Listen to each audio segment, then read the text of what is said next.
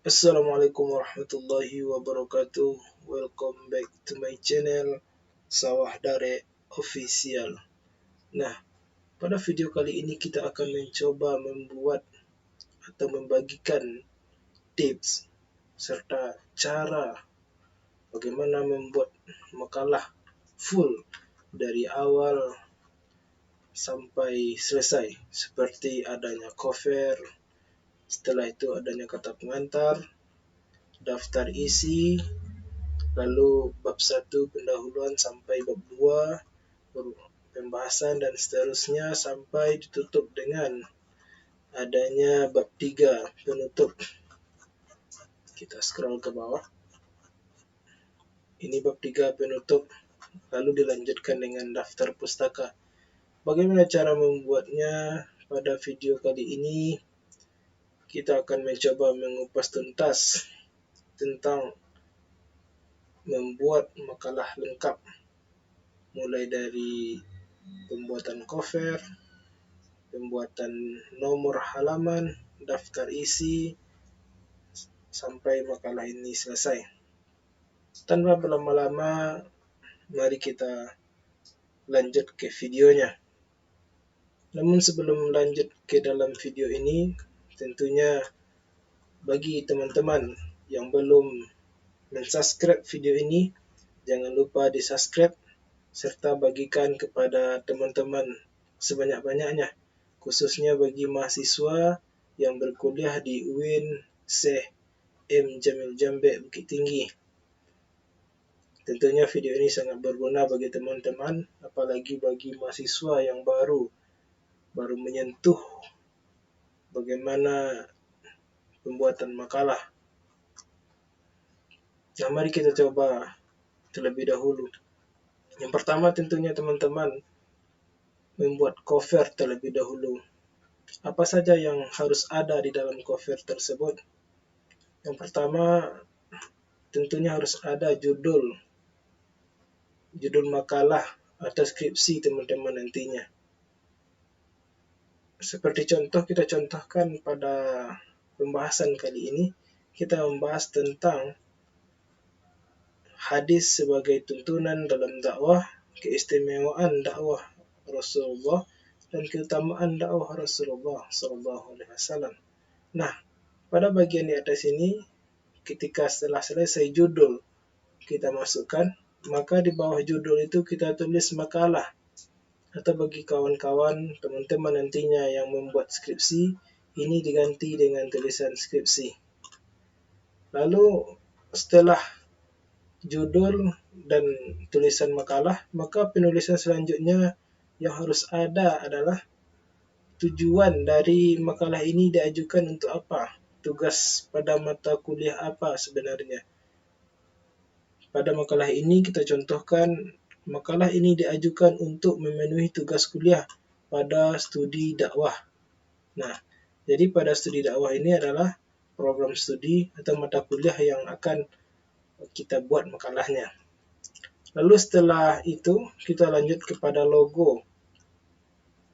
Logonya nanti bisa teman-teman dapatkan. Lalu setelah itu kita lanjut kepada nama kita, siapa yang membuat makalah ini. Misalnya kita kelompok 2. Kita buat kelompok 2. Dan yang membuat makalah ini misalkan namanya Redo Febrian.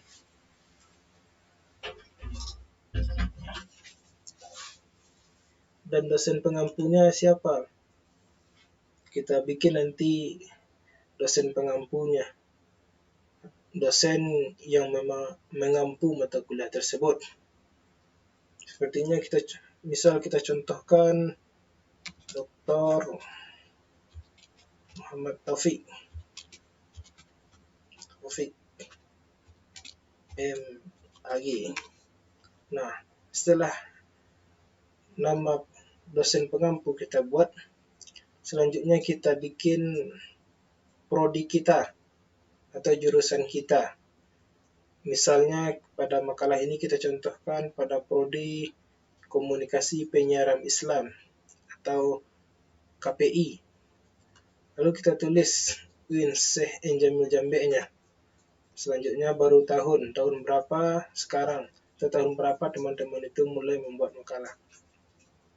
Selanjutnya kita masuk ke dalam kata pengantar. Setelah cover, maka kita lanjut kepada bagian kata pengantar. Kata pengantar ini bisa teman-teman lihat di internet atau dimanapun, karena kata-kata pengantar ini formatnya berbeda-beda masing-masing kampus. Selanjutnya kita masuk ke dalam daftar isi. Bagaimana penulisan daftar isi ini? Tentu sebelum kita menulis daftar isi, kita harus memberi nomor atau penomoran pada halaman makalah kita ini. Baru tentunya kita bisa membuat daftar isi ini. Nah, langsung saja kita coba membuat daftar isi terlebih dahulu. Nah, untuk teman-teman pahami, kebanyakan kesalahan mahasiswa itu di cover dibikin nomor pada halaman. Sejatinya di cover itu tidaklah memiliki halaman. Nah, pada kesempatan ini kita coba membuat penomoran terlebih dahulu.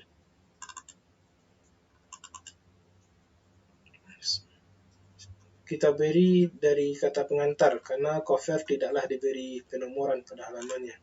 Kita masuk ke menu insert, lalu page number, kita pilih bottom of page. Nah, kenapa muncul nomor 2 halaman di sini? Untuk merubahnya, kita ambil menu format page number. Biasanya dalam kata pengantar itu bukanlah angka, melainkan huruf Romawi kecil. Lalu kita mulai dari I.1.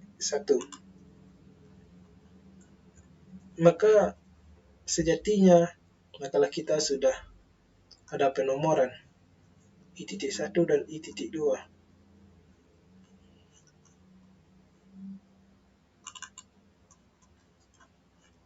Kita pastikan kembali bahwasanya di cover tidak terdapat penomoran.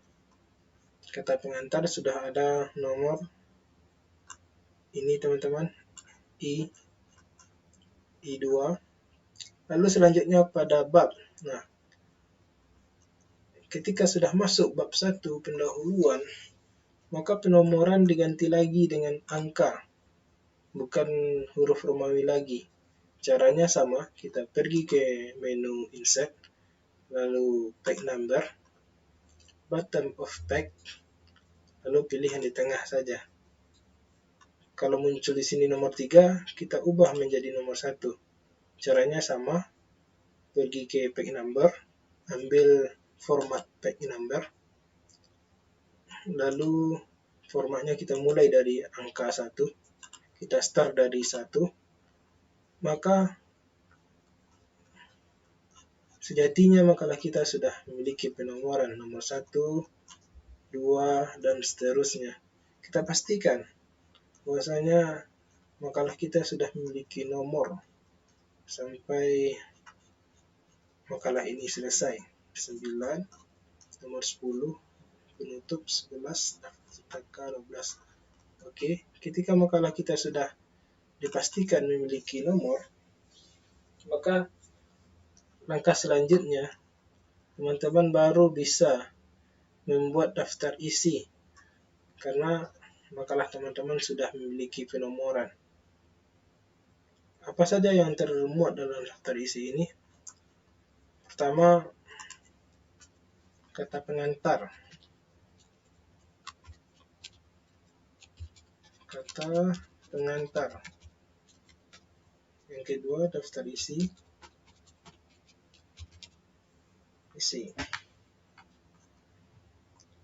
Cara membuat penomorannya pada daftar isi ini kita coba dengan cara manual. Untuk cara otomatisnya bisa teman-teman dapatkan nantinya pada video-video yang telah kami bagikan sebelumnya. Nanti linknya akan kita taruh di deskripsi video ini. Nah, Untuk menghemat waktu, kita langsung saja membuat penomoran pada daftar isi terlebih dahulu. Cara manualnya, langkah yang pertama, teman-teman blok area ini, mulai dari kata pengantar, daftar isi, pendahuluan, pembahasan, penutup, sampai ke daftar pustaka. Setelah teman-teman blok area ini, teman-teman klik kanan, lalu ambil menu paragraf, dan di alignment ini, teman-teman ganti menjadi justified. Setelah ini terganti dengan justified, teman-teman klik menu tab. Dan di sini, teman-teman mengisi bisa 14 atau 15, terserah teman-teman. Kita cobakan saja 15. Lalu ini leadernya kita ganti dengan nomor 2. Lalu kita tekan set, lalu kita OK-kan. Nah, langsung saja teman-teman pergi ke kata pengantar, daftar isi yang sudah teman-teman buat, lalu arahkan kursor pada masing-masing daftar isi yang akan teman-teman beri nomor. Caranya, teman-teman tinggal mengarahkan kursor, misal ke kata pengantar, lalu teman-teman tekan tab pada menu keyboard teman-teman. Maka akan muncul titik seperti ini. Begitupun seterusnya. Teman-teman tinggal mengarahkan kursor lalu tekan tab pada keyboard teman-teman.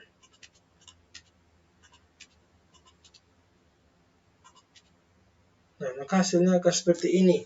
Kalau kita memakai cara manual, kita tinggal memastikan saja lagi. Misal, kata pengantar terdapat pada halaman berapa, I.1, daftar isi I.2, latar belakang masalah halaman 1, juga 1, tujuan juga halaman 1. Kita cek ya, teman-teman. Pembahasannya, kalau hadis sebagai tuntunan dalam dakwah, terdapat pada halaman 2. Oke, selanjutnya keistimewaan dakwah Rasulullah. Kita cek di halaman berapakah terletaknya. Kita scroll ke bawah. Terdapat pada halaman 4. Dan yang ketiga, terdapat keutamaan dakwah Rasulullah, terdapat pada halaman 7. Kita naik kepada daftar isi lagi. Kita buat 4, 7. Kesimpulan dan saran terdapat pada halaman berapa, kita scroll ke bawah. Ternyata halaman 11 dan daftar pustaka halaman 12. Tinggal kita import lagi. Halaman 11, 12. Nah,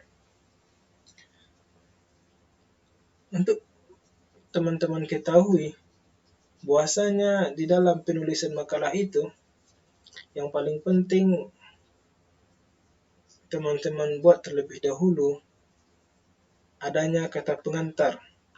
Setelah adanya kata pengantar, harus ada daftar isi.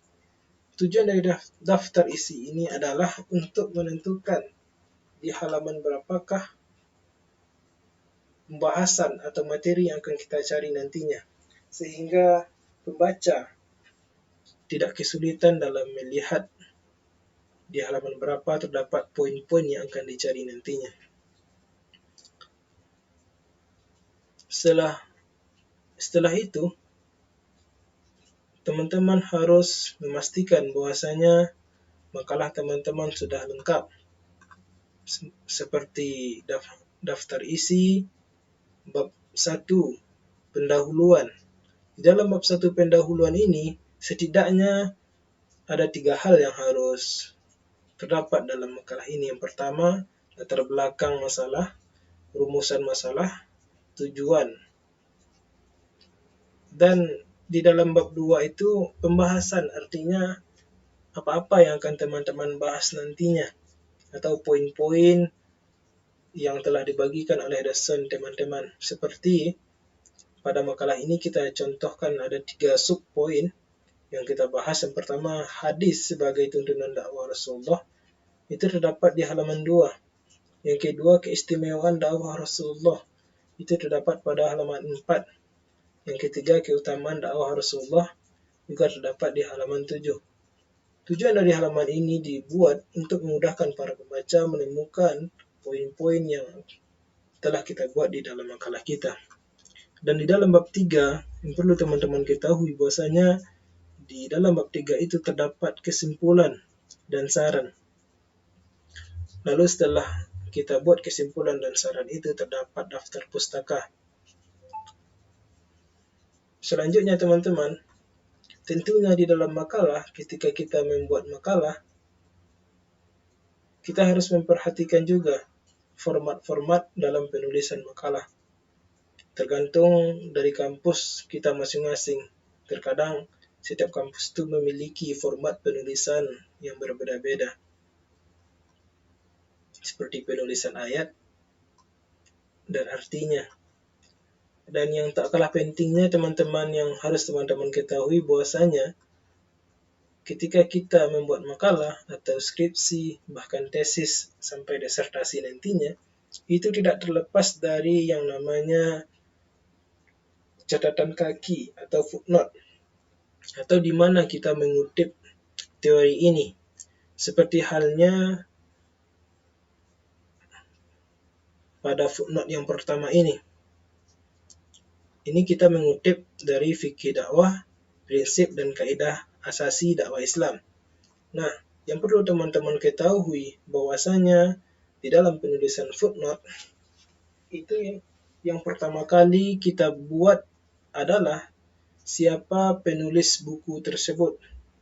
Misalnya pada makalah ini, yang membuat buku itu adalah Abdul Aziz.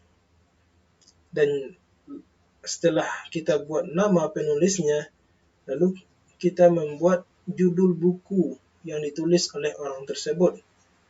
Nah, pada makalah ini kita contohkan makalah yang dibuat oleh buku yang ditulis oleh Abdul Aziz. Judulnya adalah Fikih Dakwah, Prinsip dan Kaidah Asasi Dakwah Islam. Setelah judul kita masukkan di mana tempat percetakan buku tersebut. Misalnya dalam makalah ini, buku ini dicetak di Solo. Dan siapa yang mencetaknya? Dicetak oleh Citra Islami Press. Dan tahun berapa buku itu dicetak? Pada tahun 1997. Di halaman berapa kita mengutip pendapat itu? Terdapat pada halaman 51. Nah, begitupun seterusnya. Bagi teman-teman yang membuat footnote atau catatan kaki dengan cara manual, begitulah caranya. Pertama, teman-teman harus membuat terlebih dahulu nama pengarang buku tersebut. Langkah yang kedua, apa judul buku yang ditulis oleh orang tersebut. Yang ketiga, di mana buku itu dicetak dan siapa pencetaknya. Lalu tahun berapa buku itu dicetak, serta lampirkan di halaman berapa kita mengutip di buku tersebut.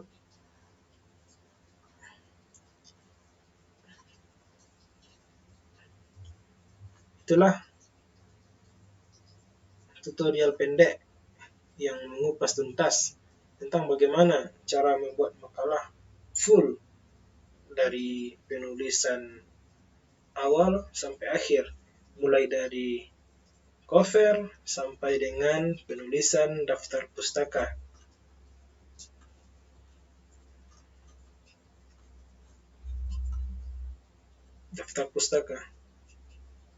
Oke, terima kasih atas perhatian dari teman-teman.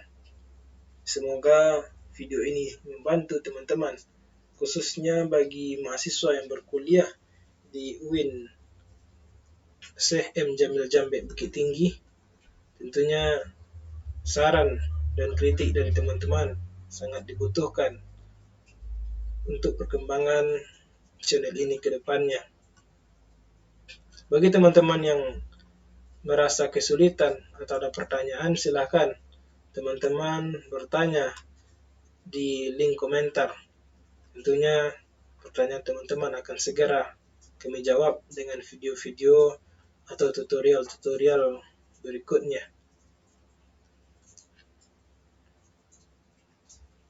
Sekali lagi, jangan lupa like, comment, and share, serta subscribe video ini.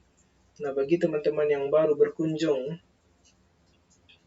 ke channel ini, jangan lupa berikan komentar-komentar terbaik dari teman-teman, serta jangan lupa dibagikan kepada seluruh mahasiswa, khususnya bagi mahasiswa baru dimanapun dia berada, dan lebih khusus kepada mahasiswa UIN Bukit Tinggi. Semoga video ini bermanfaat. Terima kasih telah menonton video ini dari awal sampai akhir.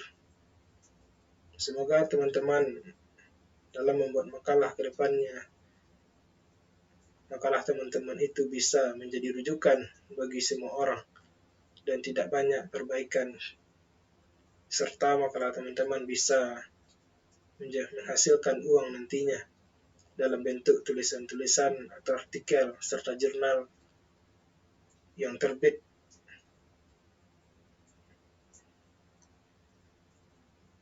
Oke, mungkin sampai di sini dulu pembahasan kita pada kali ini. Bagi teman-teman yang tidak mengerti atau ada yang tidak paham, boleh bertanya di kolom komentar. Terima kasih. Assalamualaikum warahmatullahi wabarakatuh.